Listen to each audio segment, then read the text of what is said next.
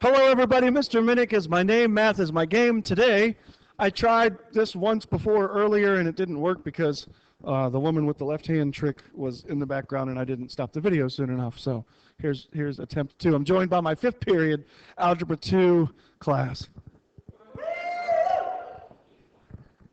And what we're looking at, we just got started. We're looking at 3 more functions. This is our last item up for bids, the last little bit of information we need to look at on the unit circle. So there's numeric inverses or reciprocals. We need to know what these are.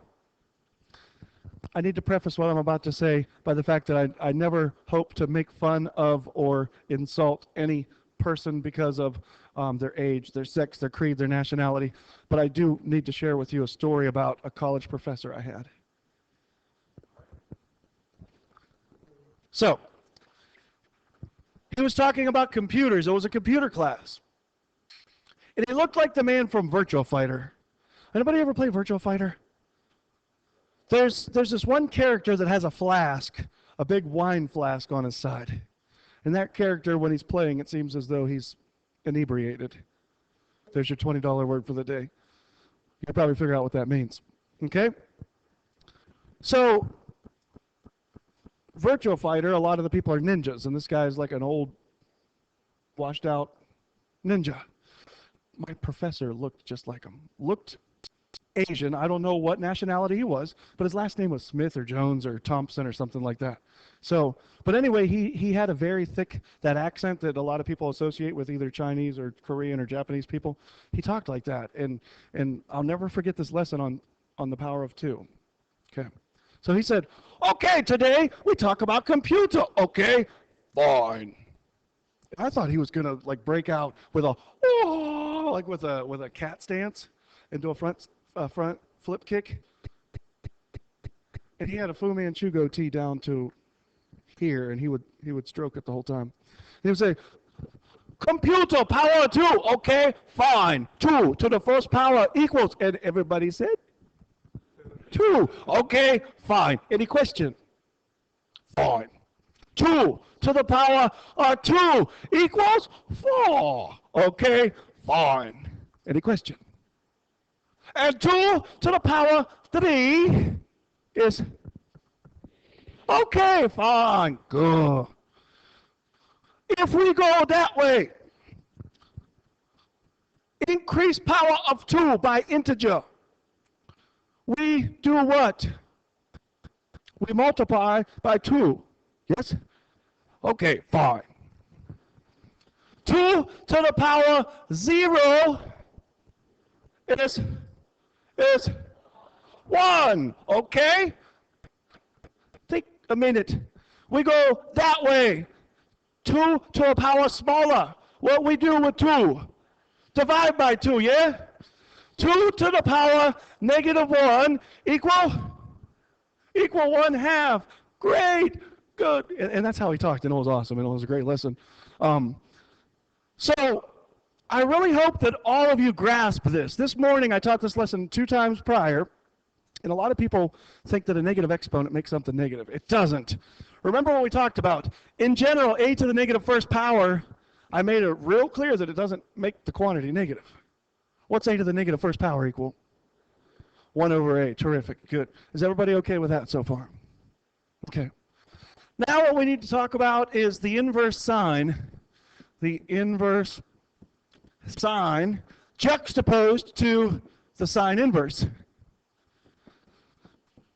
Now you might think, well, they're the same thing because you just switch the words, and the English language is commutative, kind of like the Spanish language. El camión es rojo. Yeah, the truck is red. However, if you want to say the red truck, you say el camión rojo, right? Or, well, we say the red truck, and in Spanish they say the truck red, right? The English language, or the language, isn't necessarily commutative. What I mean by this is the inverse sign and the sign inverse, they're confused a lot of times. If we had the SINE sign with an exponent -1 and then of theta, this right here, that is an inverse function. Now my afternoon class, they're going to see this. They've already studied this. They understand what inverse functions are. Okay? It's actually not a function, it's a relation, but for argument's sake, we'll just leave it as an inverse function. So if you're trying to find the angle, the measure of an angle, you're going to use that.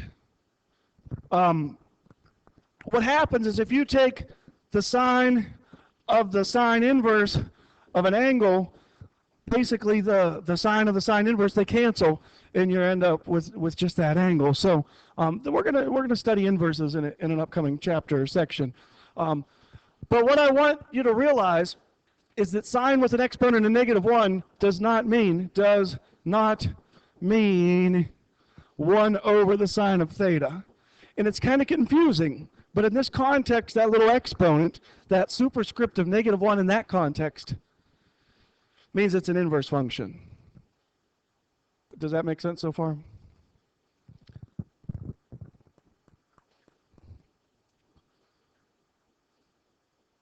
I feel like I need to give a shout out. From the earlier video, Fergie was supposed to get a shout out. Or Fergus, actually. Well, anyway, Zach Fergus gets a shout out. Anybody watching back at home? James, I call him Big Jim. They had another name for him, James Dave something or other, Pikachu or something. James Pykush gets a shout out too if he's watching back. So 1 over sine, let's think about what 1 over sine really is. 1 over sine is actually the Copper World Steel Credit Union of theta. No, it's not the Copper World Steel Credit Union of theta. That's the bank that I bank at. But now it's great. I don't know what it's called now. It's the bank. This is called the cosecant. Okay? And it's a new function. It's something that we're going to be evaluating. Now, frankly, I would like to find the person who named this. I'm not a violent person. Earlier today, we looked up traits of Libras. I don't buy into the whole astrological sign thing, but Libras, it says, are diplomatic. And what are some of the other things? Anyway, I'm not a violent person. I don't beat people up. I've never been in a fight in my life other than martial arts, sparring, and neighborhood fights. But the person who named these things, I would really like to find them and take them into a dark alley and give them a round or two of, well, anyway. I just think the names are really weird. Let's look at 1 over the cosine of theta. 1 over the cosine of theta has nothing to do with Florida State, has nothing to do with Alabama. Isn't that the Crimson Tide? Has nothing to do with them, but it's the SEC of theta. And the name of that is called the SECANT, the secant. Okay, there are some kind of math jokes related to the secant. I don't know them, but there are some. The tangent one actually makes sense to me. 1 over the tangent of theta is called the cotangent. It's called the cotangent, and it's abbreviated with a C and an O and a T, like that. Okay? So the point that I want to make here is that these are 3 new trigonometric functions. They're trigonometric identities that when you take trig next year, who's taking trig, anybody? When you take trig next year, you're going to study these. You're either going to love them or hate them. But these are 3 trigonometric identities, 3 trigonometric functions, and they're real easy to evaluate. Piece of cake to evaluate if you recognize that what this actually is then, it's going to be the sine's numeric value reciprocated or inverted numerically. So what I'm saying is you need to know numeric inverses. So let's look at what some numbers are. And let's look at its inverse. Let's look at a number and then look at its inverse. If we had the number a, in the general case, if we had the number a, what is its inverse? 1 over a. Awesome. 1 over a. Now, who remembers from yesterday if we had rad a, what its inverse is? Not a squared. It's rad a over a. And the way that comes to be, rad a is really rad a over 1. So the inverse is 1 over rad a. And then we've got to rationalize the denominator by multiplying by rad a over rad a. which gives us rad a over rad a squared, and that's why this ends up being what we said. It's rad a over a, okay? So far, so good? All right. So let's think about the number square root 3. What's its inverse going to be? Rad 3 over 3. What about square root 2 over 2? What's its inverse going to be? Square root 2. What about a hizzy? What's the inverse of a hizzy? 2. Good. Everybody on board so far? There's 3 more that we need to look at. I'm like Vanessa Williams. I went and saved the best for last. Make this bigger so everybody can see it. Get that out of there. What would the inverse of 1 be? 1 is really 1 over 1, and when we flip over 1 over 1, it's still going to be 1 over 1 or just 1. So far, so good?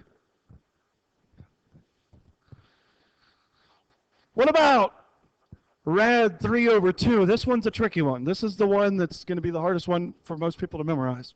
Or it may be the easiest one because it's so weird looking. When you flip it, it's 2 over rad 3, but that's not. So we got to multiply by rad 3 over rad 3, so that's going to be 2 rad 3 over rad 3 squared. So it's going to be 2 rad 3 over 3. Awesome. 2 rad 3 over 3 is what it is. That's the unusual one. That's one of the more difficult ones to remember. And then finally, the last one, and this one, I don't know why. A lot of people mess up this one. It should be really simple. Actually, there's 2 more. They're interrelated, but 0. What's 0's inverse? Time out. Some people are thinking it's 0. But 0 is really 0 over 1, and when we invert 0 over 1, it's 1 over 0, which is undefined. Good, it's undefined. So conversely, what is the inverse of undefined? 0, because an inverse is an inverse of its inverse, right? Make sense? And the inverse of an inverse is the number itself. So, yeah. You're probably thinking, why do we need to know all those? Well, I'll show you. What's going to happen is you're going to be asked to find the SEC of 2 pi over 3. And you're thinking, oh my gosh, I need a calculator. No, this is what the unit circle is all about. This is what you're going to be doing in the unit circle challenge next week. First thing you would have to do is this. Where on the unit circle is 2 pi over 3? It's in quadrant 2. It's the first click past due north, right? Now you need to think, okay, what are the coordinates there? The coordinates there are something, something. Let's see. This x distance is less than this vertical distance, right? So my x coordinate is negative 1/2, and my y coordinate is the rad 3 over 2. So let's think what this secant is. The secant is 1 over the what? It's 1 over the, you would think it's 1 over the sine, but it's 1 over the cosine. That's 120 degrees, yeah, but it's also 2 pi over 3. It's negative 1/2 and rad 3 over 2.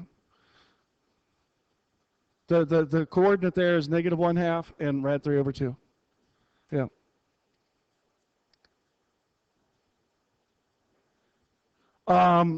So the cosine, was the cosine the x coordinate or the y coordinate? Cosine is the x coordinate. So if we look at the x coordinate is this negative 1/2, right? So what we need to do then is find the numeric inverse of negative 1/2, which is negative 2.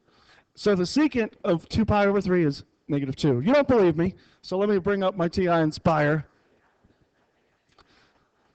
when we do the unit circle challenge, you're going to have to evaluate any of the 6 trig functions at any of the 16 reference points.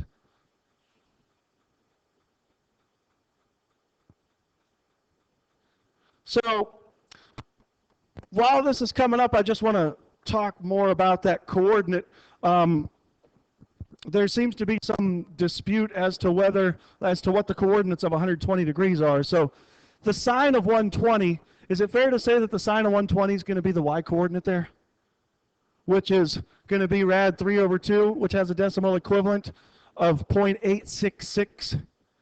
And the cosine of 120 would be the x coordinate, which would be a half or 0.5.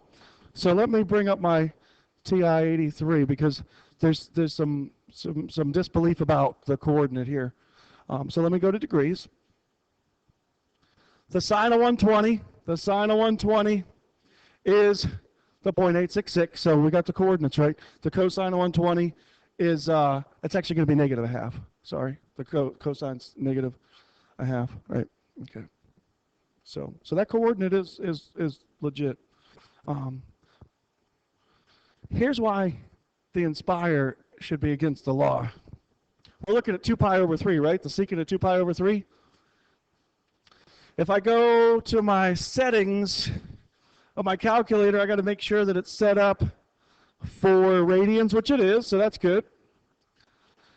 So this calculator can evaluate if I hit the trig button. It's actually got the secant built in. So let's look. The secant of 2, where do I get pi on this calculator? On the pi button. 2 pi over 3, and what did we say it is? Negative 2? Check it out. Negative 2. So I guess what I'd like to do now is show you how this unit circle challenge is going to work. This is awesome. This is putting it all together. We're going to practice this a lot next week. Monday we're going to practice this. Tuesday we're going to have that test.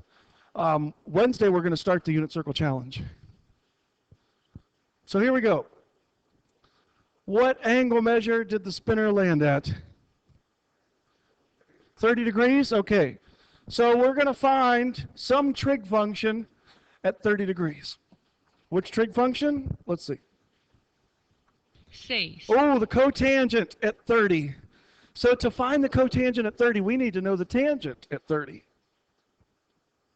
What is the tangent over here? The tangent's rad 3 over 3, but we want its numeric reciprocal. So the cotangent of 30 then is the inverse of rad 3 over 3, which is rad 3. If you don't believe me, check it out. Let's go on the calculator. The cotangent, trig, cotangent, what was it? It was 30. Isn't 30 pi over 6? So we said the answer should be rad 3, and rad 3 is 1.7. And we're right, because we're boss like that.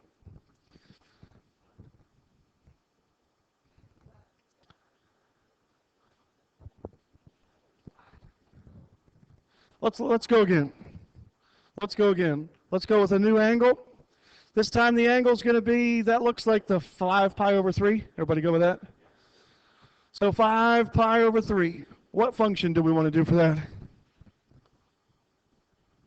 Uno. Oh, the sine. So the sine at 5 pi over 3 is simply the y coordinate. The y coordinate down here at this point of the unit circle. The y coordinate. The y coordinate is going to be the negative rad 3 over 2, right? So the sine then, the sine of 5 pi over 3 is negative rad 3 over 2. And if you don't believe me, well, let's look at the calculator. Sine of 5 pi over 3. There we go.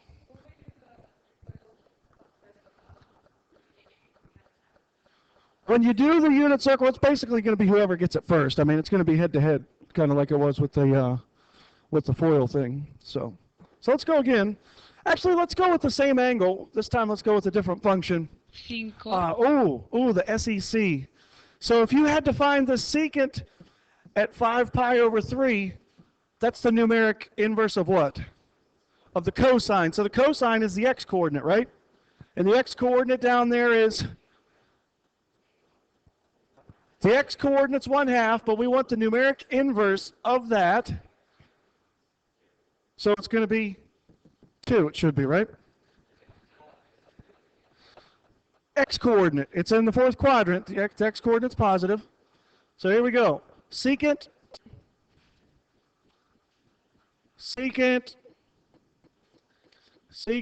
of 5 pi over 3 is 2. What do we think? I know that's going to be a big stretch for some of you to get. We're going to practice that a lot next week. That's all I got. Any shout-outs?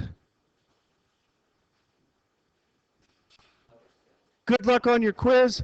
On your quiz, you're going to be taking that coordinate test. Good luck. You'll be doing that momentarily. It's been real. It's been fun. See you next time.